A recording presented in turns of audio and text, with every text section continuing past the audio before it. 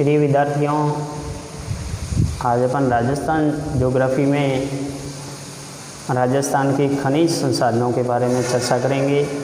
विगत 2-3 क्लासों में राजस्थान के खनिजों के बारे में अध्ययन किया है। राजस्थान में जो खनिजों का विविध भंडार है, उसमें बहुत सारे ऐसे खनिज हैं जो बहुमूल्य है। कुछ इमारती पत्थर पाए जाते हैं। तो बहुमूल्य जो खनिज है उसमें जैसे पन्ना है और तांबड़ा है। ये ऐसे खनिज है, तांबड़ा, पन्ना, जो बहुमूल्य खनिजों की श्रेणी में आते हैं और इसका जो उपयोग है वो यानी कि आभूषण जवाहरात के क्षेत्र में ज़्यादा होता है। पन्ना और तांबड़े का अंतर्राष्ट्रीय निर्यात भी अधिक होता है। काला गुमान क्षेत्र है, जो काला गुमान क्षेत्र जो पन्ना उत्पादन के लिए जाना जाता है। पन्ना के बाद में जो बहुमूल्य यह खनिज है उनमें तांबड़ा राजस्थान का इसमें एकाधिकार है, यानी संपूर्ण भारत के अंदर तांबड़ा है जो राजस्थान में ही उत्पादित होता है।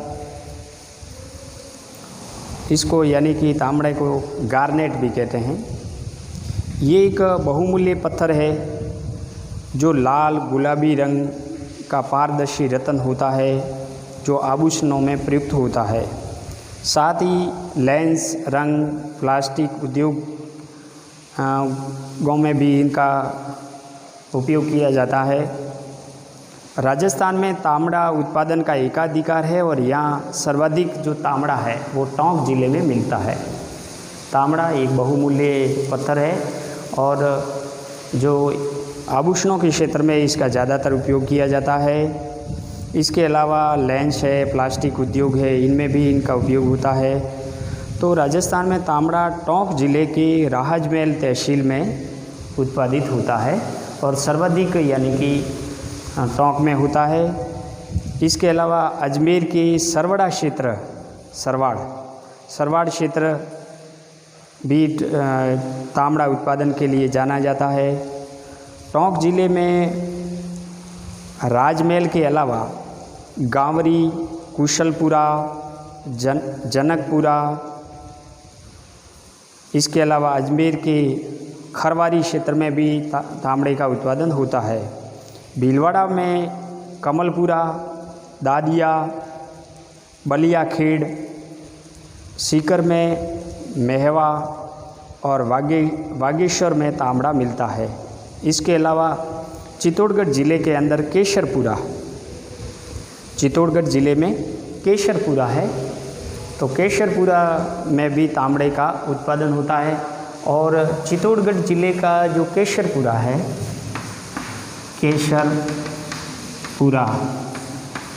केशरपुरा क्यों प्रसिद्ध है? हीरे के उत्पादन के लिए। यहाँ हीरा भी उत्पादित होता है, हीरे का उत्पादन होता है। तो हीरे का उत्पादन भी होता है और साथ ही साथ तांबड़े का, गार्नेट का उत्पादन भी होता है। टोंक जो सर्वाधिक उत्पादन वाला जिला है और सर्वाधिक टोंक के कौन सी तहसील में होता है? राजमहल जो गार्नेट उत्पादन के लिए जाना जाता है, टोंक में होता है। इसके अलावा दूसरा जो खनिज है जिसको यानी कैल्साइट कहते हैं, कैल्साइट। तो कैल्साइट का उत्पादन राजस्थान में सीकर, पाली, सिरोही, जयपुर, झुंझुनू और उदयपुर जिलों में होता है। भारत में सर्वाधिक कैल्साइट का उत्पादन राजस्थान में होता है। कैल्साइट उत्पादन की दृष्टि से भारत में राजस्थान है वो प्रथम स्थान रखता है, यानी कि सर्वाधिक कैल्साइट है वो राजस्थान में होता है। कैल्साइट का उपयोग कहाँ किया जाता है? तो कैल्साइट का जो उपयोग होता है वो कैल्शियम कार्बाइड और ब्लीचिंग पाउडर बनाने में, विस्फोटक पदार्थ बनाने में इसका उपयोग किया जाता है। नेक्स्ट जो बेंटोनाइट है, बेंटोनाइट, ये जो बेंटोनाइट है, ये बेंटोनाइट क्या होती है?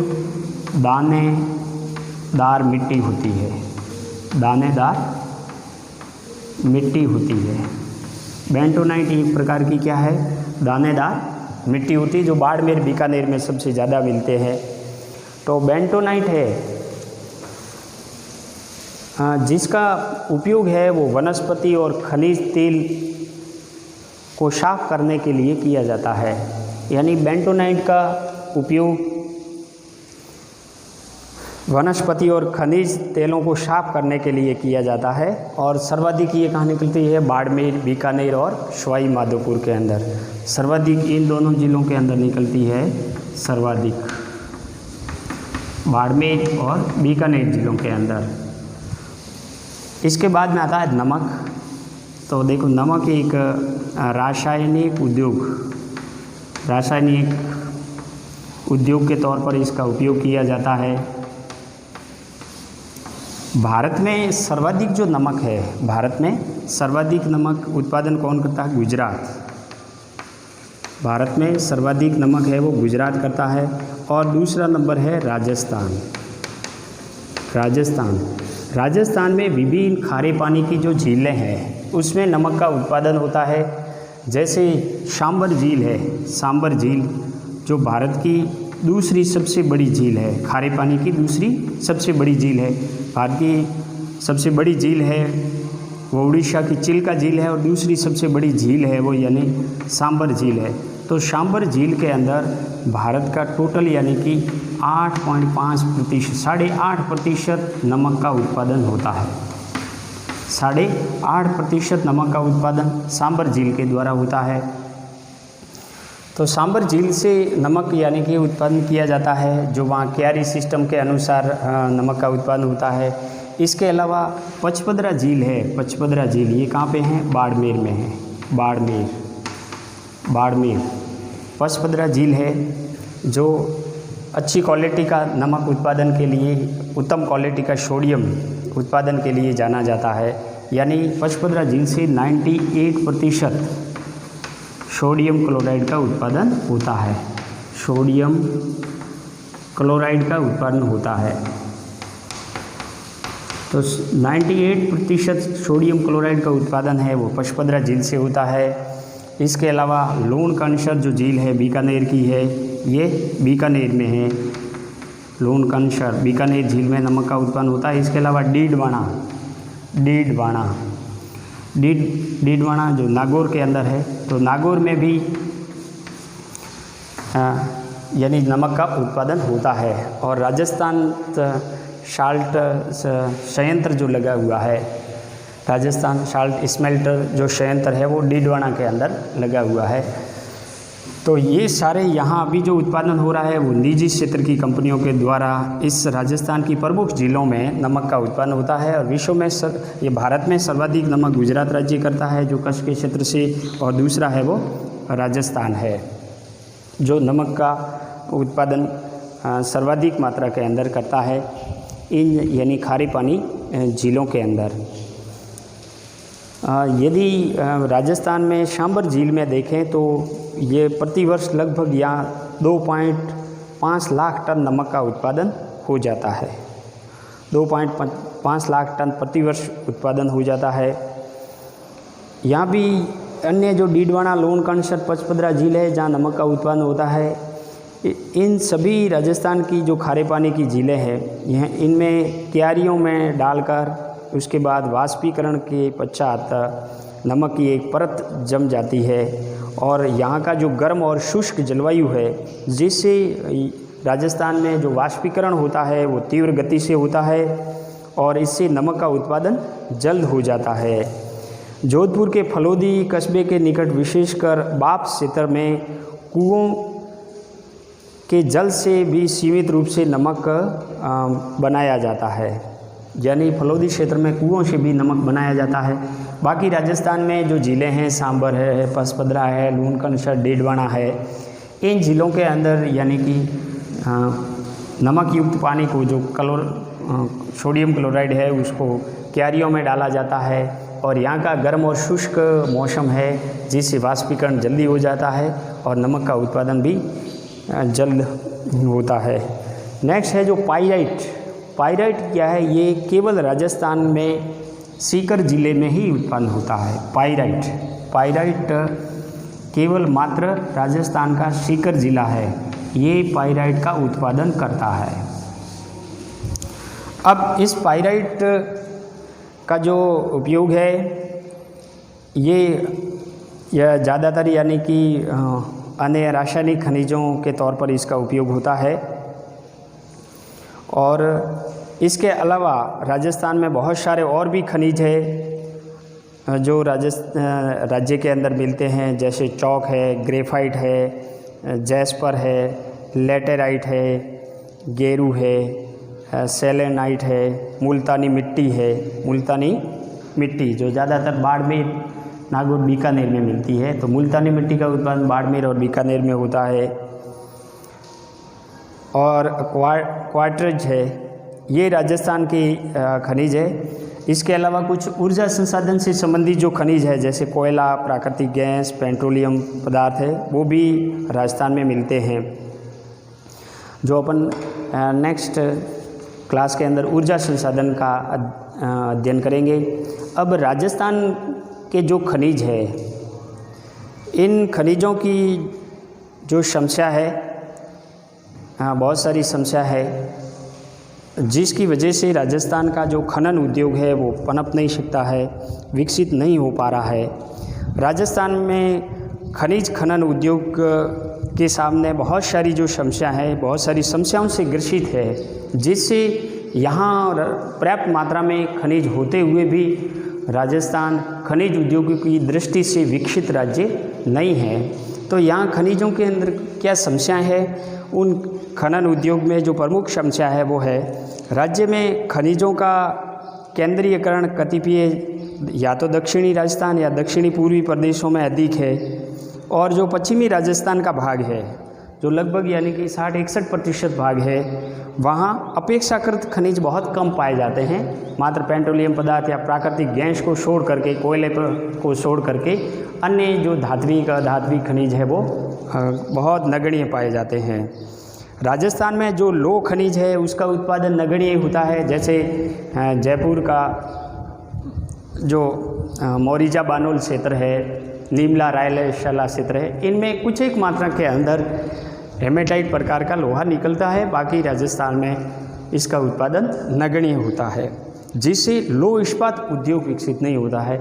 यदि पर्याप्त मात्रा में यहाँ कच्चे लोहे का उत्पादन होता है, कोयले का उत्पन्न होता है, और जल विद्युत का, पानी का, ये सारी अगर व्यवस्थाएं, जो सुविधाएं राजस्थान में अवेलेबल होती, तो राजस्थान में लोह इस्पात का संयंत्र अवश्य स्थापित होता है।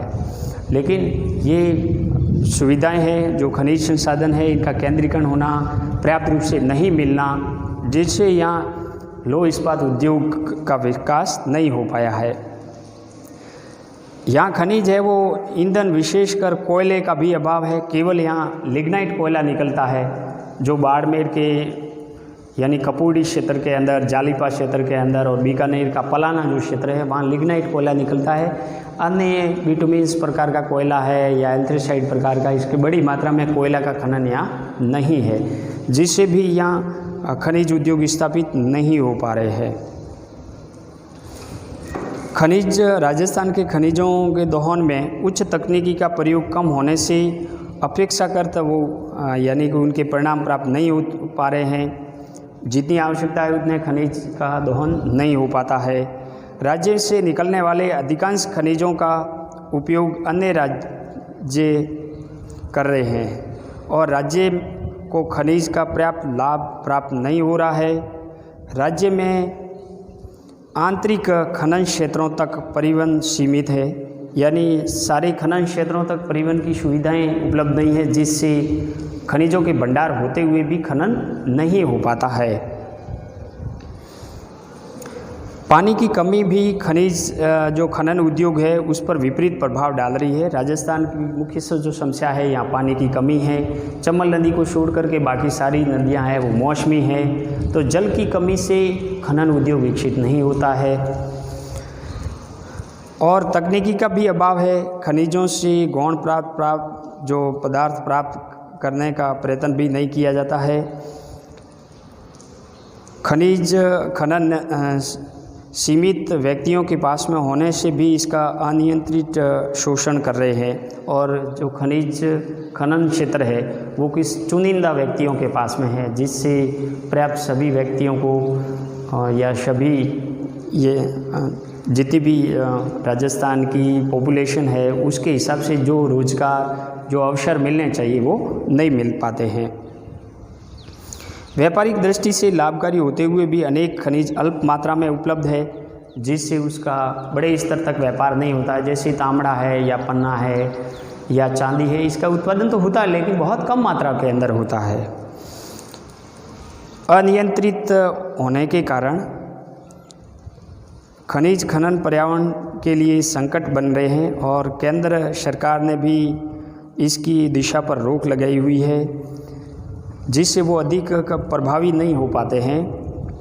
राजनीतिक स्तर से भी खनिज खनन को प्रभावित कर रहा है। ये बहुत अहमियत है कि वर्तमान समय के अंदर राजस्थान में इतनी बड़ी मात्रा में खनिज संपदा के भंडार होते हुए भी बहुत सारे राजनीतिक जो और आर्थिक कारण हैं जिससे खनिजों का उत्खनन नहीं हो पाता है। उत्खनन होता है तो सही रूप से नहीं हो पाता है, और खनन उद्योगों का जो विकास नहीं हो पाता है। जैसे राजस्थान में खनन और खनिजों के विकास के क्षेत्र में बहुत सारी जो संस्था है जो इस क्षेत्र में काम कर रही है, जिसमें राजस्थान राज्य खनिज विकास निगम है, राजस्थान औद्योगिक एवं खनिज खनन विभाग निगम है, राजस्थान औद्योगिक एवं खनन विकास निगम है, राजस्थान राज्य खान एवं खनिज विभाग है, और राजस्थान राज्य टंगस्टन विकास निगम है। तो ये जितनी भी खनन से संबंधित जो निगम बनी हुई संस्थाएं बनी हुई है जो इसी क्षेत्र में काम यानी कि कर रही है। इसके अलावा उद्योगों के क्षेत्र में रीको और राजशिको है, वो संस्थाएं हैं जो इस क्षेत्र का नियंत्रण, प्रबंधन, आर्थिक सहायता के क्षेत्र में, विपणन के क्षेत्र में, ऋण के क्षेत्र में सुविधाएं उपलब्ध करवाती है। और भारत सरकार ने जो राष्ट्रीय खनिज नीति बनाई थी 1993 के अंदर, उसको दृष्टिगत रखते हुए राजस्थान को एक नई खनिज नीति मिली 1994 के अंदर, और इस खनिज नीति के तहत राजस्थान में खनिजों के विद्वान को आधुनिक तकनीकों का प्रयोग करना, खनिजों के भंडार का पोषण, आधुनिकतम मशीनें, वैज्ञानिक तरीके से खनन करने की प्रक्रिया, उनकी सुरक्षा, पर्यावरण को ध्यान में रखते हुए किया जाना चाहिए। ये बहुत सारे ऐसे तथ्य रखे गए थे, और राज्य सरकार ने समय समय पर यानी कि खनिज नीतियाँ भी बनाई है। इन खनिज नीतियाँ हैं वो प्रत्येक यानी कि सरकार है वो अलग अलग मापदंड के अनुसार लागू करती है और इस क्षेत्र में कार्य भी करती है। राज्य खनन नीति है वो रोजगार उन्मुखी बनाने हेतु इस 1994 की जो खनन नीति थी उसको संशोधित करके राजस्थान खनिज नीति 2005 है उसको लागू किया गया, और जिसमें खनिज क्षेत्र में रोजगार संवर्धन के क्षेत्र में ज़्यादा से ज़्यादा जो खनिज क्षेत्र है वहाँ रोजगार के संवर्धन के क्षेत्र में जोर दिया जाना चाहिए। ये खनिज नीति 2005 के अनुसार जो बिंदु रखे गए थे। इसके अलावा खनिज आधारित औद्योगिक पर्यावरण का सर्जन करना, नियमों प्रक्रियाओं को सरलीकरण बनाना, खनिजों को ज़्यादा से ज़्यादा निर्यात को प्रोत्साहन देना, अनाधिकृत खनिज जो खनन है उस पर रोक लगाना, अवैध खनिज है उन पर रोक लगाना, वन संपदा का संरक्षण करना, खनिज संपदा की खोज करना, पर्यावरण को सुदृढ़ीकरण करना, ये बहुत सारे ऐसे बिंदु हैं जो सरकार ने खनन नीति 2005 के अंतर्गत रखे गए थे, और राजस्थान में खनन से संबंधित संरक्षण देने के लिए विशेष प्रयास किए गए थे। नेक्स्ट जो ऊर्जा संसाधन है जिसमें कोयला है, पेट्रोलियम पदार्थ, प्राकृतिक गैस, इसका राजस्थान में कहाँ कहाँ उत्पादन होता है, कहाँ भंडार है, इसके बारे में नेक्स्ट क्लास में अपन चर्चा करेंगे।